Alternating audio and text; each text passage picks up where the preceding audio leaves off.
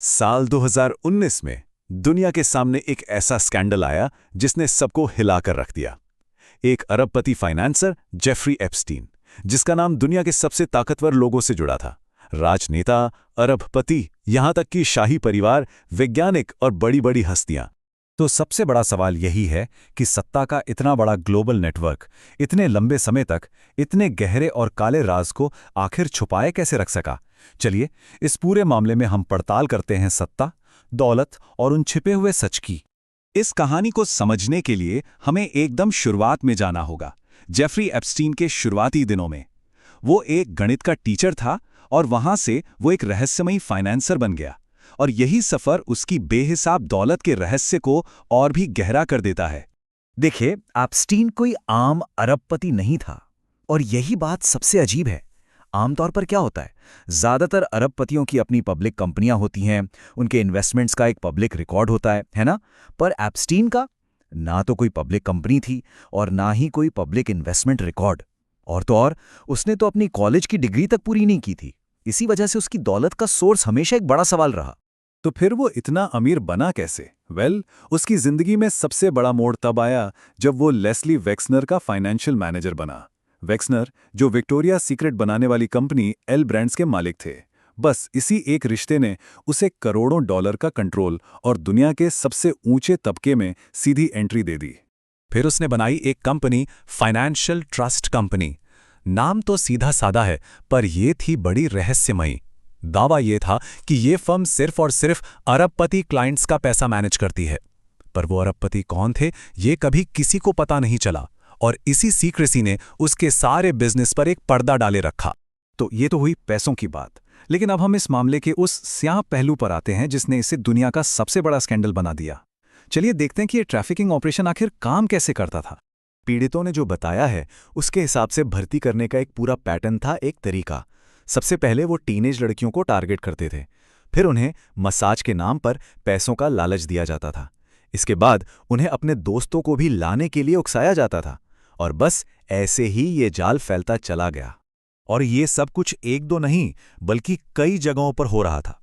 Manhattan में उसकी शानदार हवेली, फ्लोरिडा में उसका आलीशान एस्टेट, और हाँ, अमेरिकी वर्जिन आइलैंड्स में उसका अपना private island Little Saint James.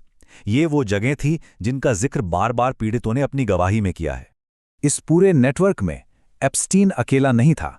उसकी एक बहुत ही करीबी सहयोगी थी, घिलेन मैक्सवेल, और उसे भी युवा लड़कियों की भर्ती करने और उनके शोषण में मदद करने के लिए दोषी पाया गया। हाँ, एक बात यहां पर साफ करना बहुत जरूरी है। सिर्फ इसलिए कि किसी का नाम एप्स्टीन के कॉन्टैक्ट्स में था या उसने उसकी फ्लाइट में सफर किया था, इसका यह मतलब बिल्कुल नहीं है कि वो किसी भी गलत काम में शामिल थे। हम यहां सिर्फ तथ्यों की बात कर रहे हैं।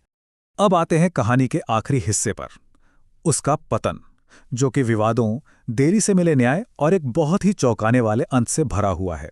सिर्फ 13 महीने, सोचिए जरा।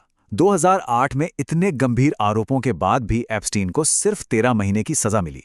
ये एक प्ली डील, यानी एक कानूनी समझौते का नतीजा था जो बहुत ही ज्यादा विवादों में रहा। और तो और इस सजा में उसे दिन में काम के लिए जेल से बाहर जाने की इजाजत भी थी।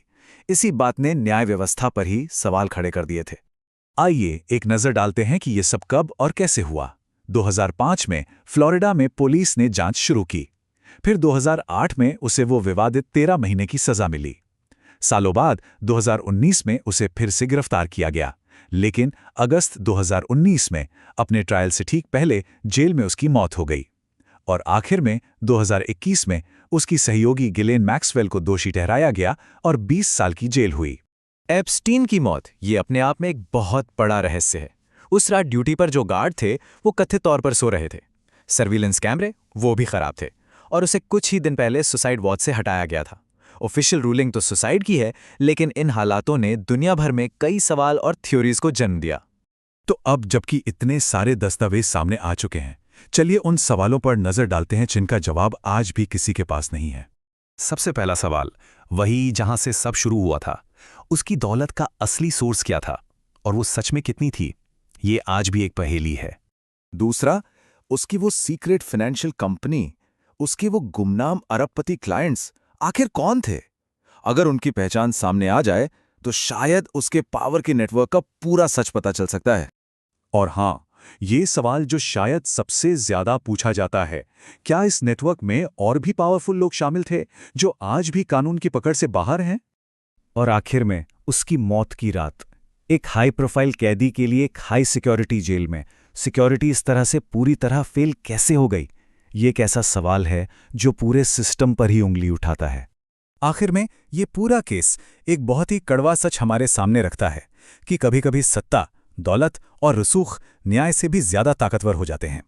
लेकिन ये भी सच है कि पीड़ितों के साहस की वजह से ही सच्चाई का इतना बड़ा हिस्सा दुनिया के सामने आ सका और एप्स्टीन फाइल्स ने इतिहास के सबसे बड़े घोटालों में से एक से पर्दा उठाया।